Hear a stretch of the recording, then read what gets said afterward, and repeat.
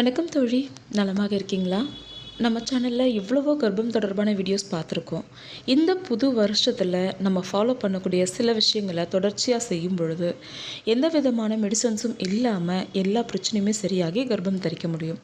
அப்படிப்பட்ட ரொம்பவே முக்கியமான நிறைய தோழிகளுக்கு பலன் கொடுத்த சில டிப்ஸ் பற்றி தான் நம்ம இந்த வீடியோவில் பார்க்க போகிறோம்.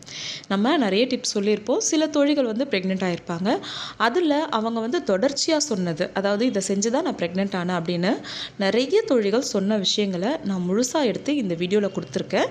கண்டிப்பாக நீங்களும் முயற்சி செய்யுங்க, அது உங்களுக்கும் கை கொடுக்கும். இந்த 2026 நிச்சயமாக உங்களுக்கும் குழந்தை பேர் ஏற்படும் அப்படிங்கிறதுல எனக்கு ரொம்பவே நம்பிக்கை இருக்குது.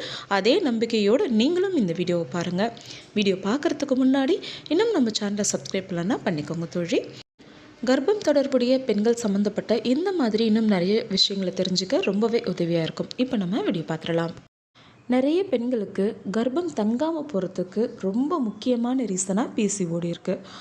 இன்னும் சில பெண்களுக்கு எண்டோமெட்ரியல் லைனிங் குறைவாக இருக்கிறதுனாலையோ, இர்ரெகுலர் பீரியட் இருக்கிறதுனாலையோ, இல்லை கருமுட்டை பலமாக இல்லாததுனாலையோ கர்ப்பம் தங்காமல் போகுது.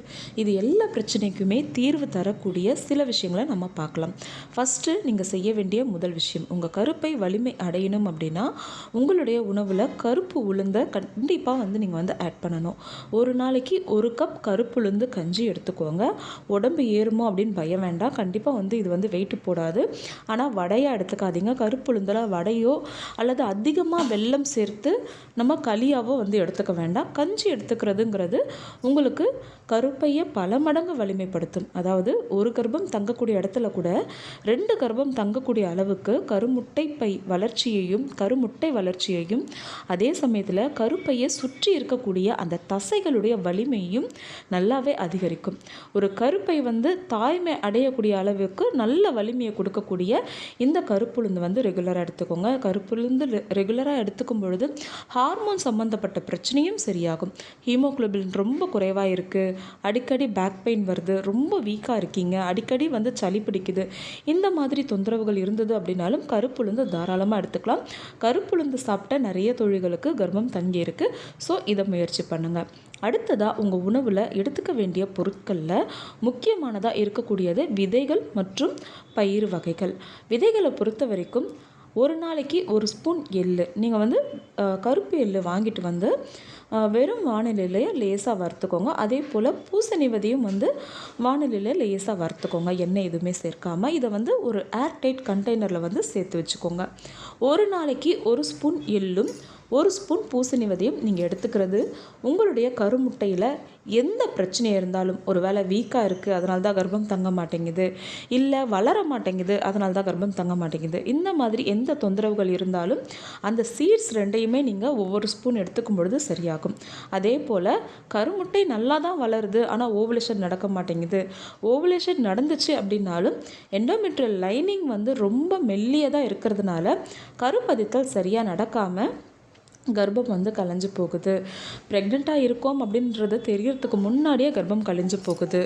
இது மாதிரி நிறைய ரீசன்ஸ் இருக்குது ஒரு பெண்ணுக்கு கர்ப்பம் தங்காமல் போகிறதுக்கு. இது எல்லா பிரச்சனைக்குமே தீர்வு தரும் விதமாக விதைகள் அதிகமாக நம்ம எடுத்துக்கும் பொழுதும், பயிர் வகைகள், சுண்டல் வகைகளை அதிகமாக எடுத்துக்கும் பொழுதும் இந்த பிரச்சனையிலேருந்து நமக்கு ஒரு தீர்வு கிடச்சி சீக்கிரமே கர்ப்பம் தங்கிடும். அதுலேயும் முக்கியமாக பூசணி விதை, எள்ளு இதெல்லாம் ஒவ்வொரு ஸ்பூன் எடுத்துக்கிறதும், சடை காராமணி, அதுக்கப்புறம் வெள்ளை காராமணி, ஒற்றைக்கண் காராமணி, இந்த மாதிரி காராமணி வகைகள், பச்சை பயிர் வகைகள், முக்கியமாக சொல்லப்போனோம்னா கருப்பு கொண்டை கடலை, இது எல்லாமே நமக்கு கர்ப்பம் அடைய நம்மளுடைய கருப்பையை வளப்படுத்துறதுக்கும், ஃபைபர் கண்டென்ட் அதிகமாக இருக்கிறதுனால இதன் மூலயமா ரத்தத்தில் இருக்கக்கூடிய சர்க்கரை அளவை குறைச்சி பிசிஓடி பிரச்சனை சரி செய்யறதுக்கும், இன்னும் மலச்சிக்கல் பிரச்சனை நமக்கு ஏற்படாமல் இருக்கவும் ரொம்பவே இது நமக்கு உதவி செய்யும். அடுத்து 3வது ரொம்பவே முக்கியமான விஷயம் என்னன்னு பார்த்தீங்கன்னா, எப்படியாச்சும் கஷ்டப்பட்டாவது காலையில் ஒரு அரை மணி நேரத்துலேருந்து 1 மணி நேரம் வரைக்கும், அதே போல் மாலை நேரத்தில் அரை மணி நேரத்துலேருந்து 1 மணி நேரம் வரைக்கும் கண்டிப்பாக வாக்கிங் பண்ணுறதுக்கு முயற்சி செய்யுங்க. வீட்டிலே நீங்கள் சின்ன சின்ன எக்ஸசைஸ் பண்ணுறீங்க அப்படின்னாலும் பரவாயில்ல, வாக்கிங்கை மட்டும் மிஸ் பண்ணாதீங்க. நிறைய தோழிகள் சொன்ன விஷயம், இந்த வாக்கிங்கும் பட்டர்ஃப்ளை போஸும் ரெகுலராக செஞ்சேன்.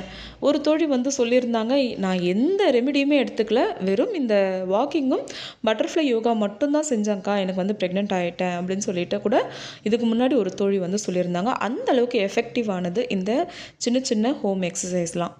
பட்டர்ஃப்ளை எக்ஸசைஸை நீங்கள் ரெகுலராக பண்ணும்பொழுது கருமுட்டைப்பைக்கு தேவையான ரத்த ஓட்டம் கிடைக்கிறதுனால கருமுட்டை வளர்ச்சியில் நல்ல ஒரு முன்னேற்றம் இருக்கும். பிசிஓடி கொப்பளங்கள் நம்மளுடைய கருமுட்டை பையில் அதிகமாக இருக்குது அப்படின்னா இந்த பட்டர்ஃப்ளை போஸ் பண்ணும்பொழுது அது கொஞ்சம் கொஞ்சமாக சரியாகும். அதே போல் ஹார்மோனல் இம்பேலன்சிங் ப்ராப்ளம்னாலேயோ இல்லை ஏதோ ஒரு சதைப்பிடிப்புனாலேயோ நமக்கு ப்ரெக்னென்சி தள்ளி போகுதுன்னா அதையும் இந்த பட்டர்ஃப்ளை யோகா செய்யும்பொழுது நம்மளால் சரி செஞ்சுக்க முடியும். இந்த 3 விஷயங்களை தொடர்ச்சியாக செய்துட்டு வாங்க. கூடவே தண்ணி நிறைய குடிக்கிறதையும் ஒரு நாளைக்கு 7 மணிலேருந்து 8 மணி நேரம் இரவு நேர தூக்கத்தையும் மிஸ் பண்ணிடாதீங்க. ஒரு நாளைக்கு 3 லிட்டர் தண்ணி குடிக்கிறதுக்கு முயற்சி செய்யுங்க. ஸோ உங்களுக்கு பெருசாக எந்த ப்ராப்ளமும் இல்லை, என்ன காரணம்னே தெரியாமல் கர்ப்பம் தள்ளி போகுது, இல்லை பிசிஓடி ஹார்மோன் இம்பேலன்சிங்னால கர்ப்பம் தள்ளி போகுது அப்படின்னா இந்த 3 விஷயங்களை நீங்கள் ஃபாலோ பண்ணிங்க அப்படின்னாலே கர்ப்பம் அடையிறதுக்கு 100% வாய்ப்புகள் உங்களுக்கு இருக்குது.